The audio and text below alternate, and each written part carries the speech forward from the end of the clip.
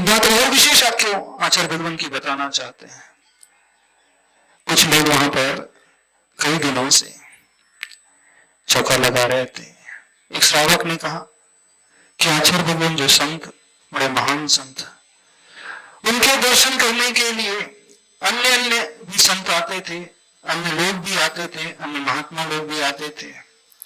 एक महात्मा आचार्य भगवान के दर्शन करने के लिए आया। वो आचार्य भगवान के कक्ष में जाने की बार बार कोशिश कर रहा था, लेकिन चूंकि स्वास्थ्य प्रतिकूल था तो उन्हें थोड़ा सा परमिशन नहीं दे दी जा रही थी। जब उन्होंने बहुत निवेदन किया, उसने कहा कि नहीं, मैं एक बार आचार्य भगवान के दर्शन करना चाहता हूं, मैं चाहता हूं कि मेरी भी सेवा कुछ मिल जाए। तो वहां पर रहने वाले भैया लोग उन्होंने परमिशन दे दी, ठीक है आप दर्शन करके आओ, लेकिन जल्दी लौट करके आ जाना, ज्यादा समय नहीं बैठना। तो जैसे ही दर्शन करने गया, विदिन सेकंड्स में लौट करके आ गया। तो भैया लोगों ने कहा हमने इतने जल्दी लौटने के लिए नहीं कहा था, आप चाहते तो अच्छे से बैठ करके दर्शन कर सकते थे। बोला मैं रुक ही नहीं पाया। बोले क्यों? वहां पर ऐसे हजारों देवता लोग बैठे हैं, वो जगह ही नहीं कदम रखने की, मैं कैसे चली जाऊं वहां पर? बात आप समझ रहे हैं? देवारितस्य प्रणमन्ति जस्य धम्मे सयामनो। देवता लोग भी उन्हें नमस्कार करते हैं, हजारों नहीं, करोड़ों नहीं, असंख्यात देवता भी उन्हें नमस्कार करते हैं।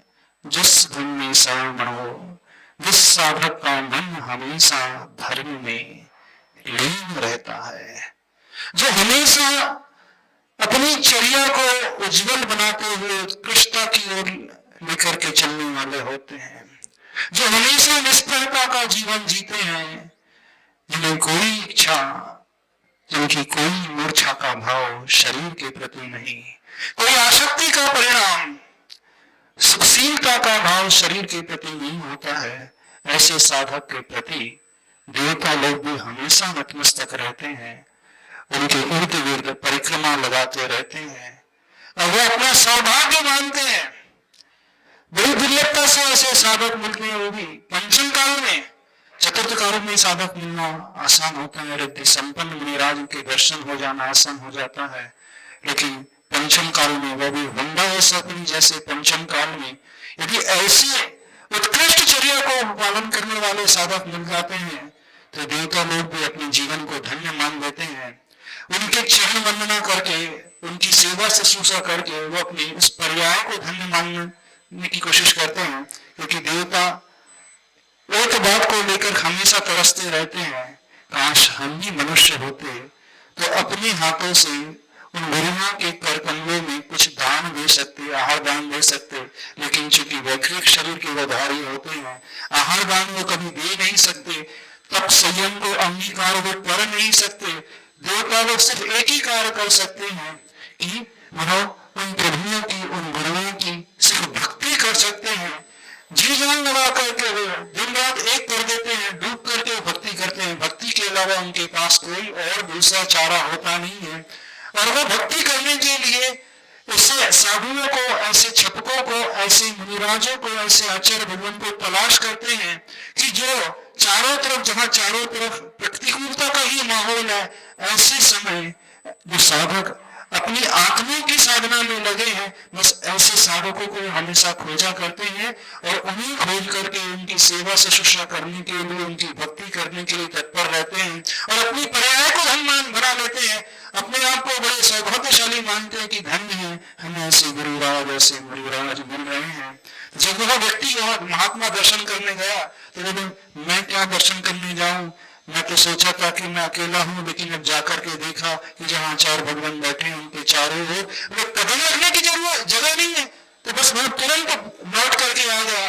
वो धन्य है, दूर से उन्होंने आचार्य भगवान को प्रणाम किया, वो धन्य है। बोले ऐसे अप्रतिम साधक जिनके दर्शन पाकर के आज मैं कृतकृत्य हो गया। तो हम ये बात बताना चाहते हैं कि आचार्य भगवान की साधना एक प्रकार से अद्भुत साधना है थी, फिर से है निकल गया, और आचार्य भगवान की साधना अद्भुत साधना थी।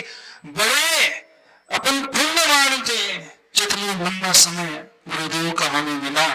अपन अकेले ही नहीं, मनुष्य अकेले नहीं, मुनि समुदाय अकेले ही नहीं, संघ समुदाय अकेले नहीं, वे देवता भी उनके चरणों में हमेशा डले रहते थे, किंकर मान करके उनकी सेवा करते थे और अपने आप को धन्य मानते थे। तो ऐसे प्रभु, ऐसे गुरु प्रभु भी कहेंगे उन्हें, भले ही वह तृतीय परमेष्टि में आते हैं, लेकिन साधुओं को, आचार्यों को चलते फिरते अरिहंत और चलते फिरते सिद्ध की उपमा दी है। तो हम तो उन्हें भगवान ही कहेंगे। ऐसे आचार्य भगवान मात्र वह तृतीय परमेष्टि में थे इसलिए नहीं, बल्कि इस हुंडा सपन के पंचम काल में जो उनकी साधना थी, वह साधना सूर्य की भांति ही नहीं, करोड़ों सूर्य को भी वह फीका करने वाली साधना थी। सूर्य भी अस्त को प्राप्त हो जाता है, लेकिन आचार्य भगवान की जो साधना है, उनकी जो चर्या है, उनके द्वारा जो दिखाया हुआ मार्ग है, वह कभी अस्त को प्राप्त होगा ही नहीं है। जो लेगेसी छोड़ करके हम सबके लिए गए हैं, जो संस्कार वह छोड़ करके गए हैं, वे संस्कार अब आगे बढ़ते चले जाएंगे। यही परोक्ष रूप से उन आचार्य भगवान को हम स्मरण करते हैं और अपने आप को धन्य मानते हैं। जितना समागम गुरुदेव का हमें मिला, वह समागम कम नहीं है। उस समागम को हम प्रति क्षण स्मरण में लेकर के आते हैं। भले ही उन्होंने भक्त प्रत्याख्यान किया था, लेकिन अंदर से मानो वह इंगिनी मरण की साधना ही करने वाले थे। जैसे इंगिनी मरण साधक होते हैं, वे दूसरे साधुओं से, दूसरे व्यक्तियों से किसी प्रकार की वैयावृत्ति सेवा नहीं कराते हैं।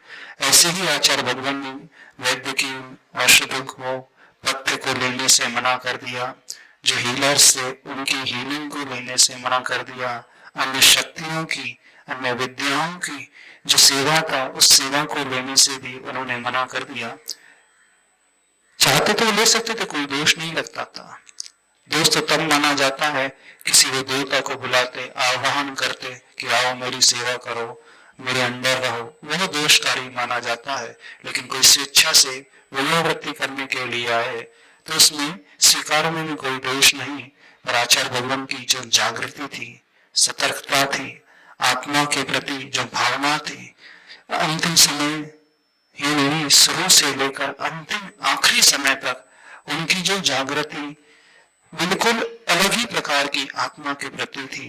तो सच्चे वे आत्मा के साधक थे, आत्मा के ही साधना करने वाले थे, आत्मा के ही स्वभाव में डूबे रहने वाले थे। ज्ञान दर्शन लक्षण वाली जो आत्मा है, बस ज्ञाता दृष्टा भाव अपने भीतर जो हमेशा जागृत बना करके रखते थे। अनुकूल अवस्था में जब शारीरिक स्वस्थता होती है, उस अवस्था में ज्ञान दर्शन की साधना बनाना कथनचित आसान होता है। लेकिन जब प्रतिकूलता चारों तरफ से घेरने लग जाए, शारीरिक वेदना बढ़ने लग जाए, रोग बढ़ने लग जाए, कष्ट जब शारीरिक अधिक होने लग जाए, वह घड़ी होती है असली भेद विज्ञान की कि हमारी जागृति आत्मा के प्रति कितनी है। यदि उस समय प्रतिकूलता के समय किसी की जागृति बनी रहे, तो समझना सच्चा भेद विज्ञानी व साधक माना जाता है।